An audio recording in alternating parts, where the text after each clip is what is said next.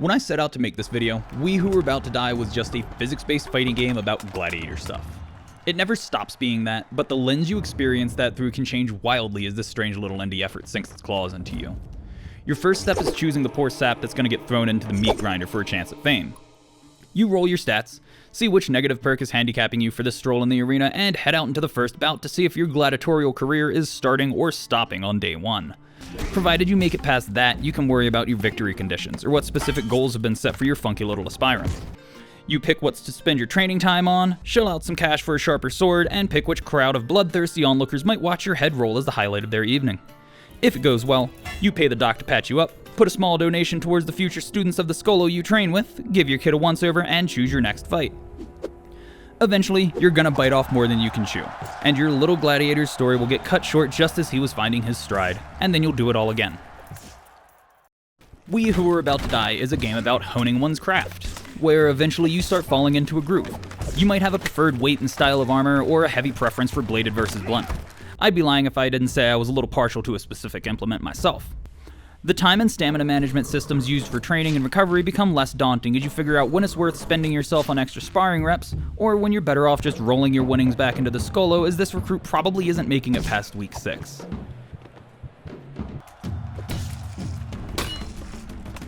Even when a run is going well, all it takes is for you to get a little too brave and you're leaving a limb or your life in the arena. The game is punishing, but never arbitrarily so. You get some freedom in choosing your fights, and you can even hop into an armed conflict looking for bodies to spend in exchange for a nice pile of cash if you can fight well. As a rule of thumb though, the more dangerous the bout, the bigger the payout in both fame and gold. Those $10,000 pools can be enticing, but if your armor's not up to snuff and you haven't recovered well this week, it'll probably be the end of this little aspirant's attempt at fame. Or, it happens when you have the right kit, the right skills, and the love of the crowd behind you. Sometimes they're just bigger, stronger, and better armored. Maybe We Who Were About to Die is a game about risk management. So you pick a new aspirant. This one's got some skill with the blade, an old injury, and the goal of having his name immortalized in the Colosseum. You've got an idea of how this little digital world works now, so you come out the gate swinging. Sure, the Skolo steals half your fame with each match, but we can make this work, right? You've just got to keep grinding. Hunt down some armor with fame bonuses to offset that Skolo tax. Keep your guard up and pick your fights. Max prize isn't always the goal. Sometimes it's about making a career for your aspirant. We've been the target of one of the patrons' wrath before, but it's just as easy to get on one's good side and reap some benefits. Of course, sometimes you don't really get a choice in who's running a fight, or you're just looking for the hefty payout that fighting for a flag can get you. But for the most part, targeting specific patrons' fights isn't too hard once you unlock an extra slot in the match screen. Biggest bump in the road for this aspirant was losing his head on what could have been his last tournament. Mazel was a little disappointed. We Who Were About to Die is a game about nothing? Depending on the character you roll and how into your final objective you get, We Who Were About to Die can be about basically nothing, but in a fantastic way. Is the combat goofy? Hell yeah. Is the dismemberment kinda comical? Absolutely. But when you have an open-ended objective like save up $100,000, the only interaction required is the purity of combat, and it's pretty magical. Conversely, when you've got a disgraced politician on your hands and the only way forward is to earn your glory in the arena, it's much easier to get sucked into the intricacies of the patron mechanics and even makes it feel like you've got your own little story being told here. He hits the sand with his identity hidden in a lust for blood. Some careers have extra perks and negatives, so while we are small and frail, we have our bodyguard still, and that helps offset things a bit.